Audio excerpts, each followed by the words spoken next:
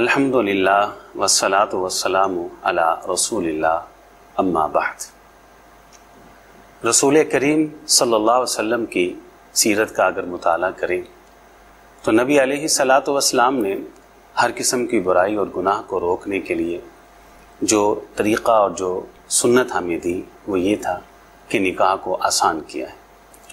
موجودہ دور کے اندر نکاح کو ہم نے مشکل سے مشکل ترین کر دیا ہے، اور انہی مشکلات میں سے ہندوؤں سکھوں کی رسم و روایات بھی ہے، برات جیسی غلط روش بھی ہے، اور انہی مشکلات میں سے ایک مشکل وہ جہیز کی بھی ہے کہ جب تک دلہن کے باپ اور بیٹی کے باپ کے پاس لاکھوں روپے نہیں ہیں اور وہ لاکھوں روپے کا جہیز جب تک بنا نہیں لیتا، بیٹیاں گھر کے اندر بیٹھی رہتی ہیں۔ کتاب و سنت اور قرآن و حدیث کا اگر مطالعہ کیا جائے تو کتاب و سنت اور قرآن و حدیث میں نکاح کے جتنے بھی اخراجات ہیں وہ سارے کے سارے تو دولہا کے کاندھے کے اوپر ہیں، دلہن نہیں۔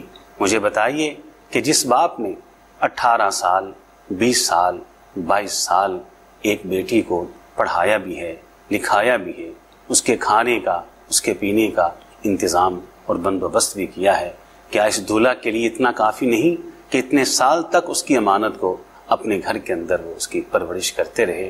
تو نکاح کے حوالے سے جو جہیز کا تصور ہے یہ خلاف سنت ہے، خلاف شریعت ہے اور خلاف اسلام ہے۔ اس سے ہم سب کو بچنا چاہیے۔ تو اللہ تعالیٰ سے دعا ہے کہ اللہ تعالیٰ اس کہنے والے کو بھی اور سب سننے والوں کو سمجھ کے عمل کی توفیق عطا فرمائے۔ وآخر دعوانا ان الحمد للہ رب العالمین۔